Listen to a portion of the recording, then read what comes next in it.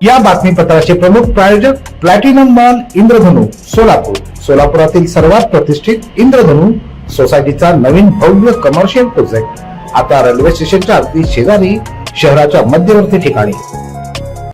एकतर्फी प्रेमातून अल्पवयीन मुलीचा वारंवार पाठलाग करून तिचा विनयभंग करणाऱ्यास जिल्हा व सत्र न्यायाधीश जयदीप मोहिते यांनी 3 महिने कारावास आणि 2,000 रुपये दंडाची शिक्षा सुनावली.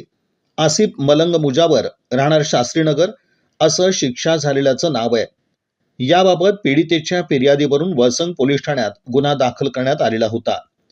यातील पीडितेचा आसिफ मुजावर यानं एकतर्फी प्रेमातून वारंवार तिचा पाठलाग करून तिचा हात धरून तिच्या मनास लज्जा वाटेल असं कृत्य करून तिचा विनयभंग केला होता. त्यामुळे याबाबत वसंग पोलीस ठाण्यात पोक्सो आणि विनयभंगाचा गुन्हा दाखल करण्यात आला होता. या गुन्ह्यात आसिफ मुजावर यास अटक करून पोलिसांनी तपास करून न्यायालयात दोषारोपपत्र पाठवलं होतं. त्याची सुनावणी जिल्हा व सत्र न्यायाधीश मोहिते यांच्यासमोर झाली. सरकारी पक्षानं केलेला युक्तिवाद, पीडितेची साक्ष आणि पुरावा ग्राह्य धरून न्यायाधीश मोहिते यांनी आरोपी मुजावर यास विविध कलमांखाली 3 महिने कारावास आणि 2,000 रुपये दंडाची शिक्षा सुनावली.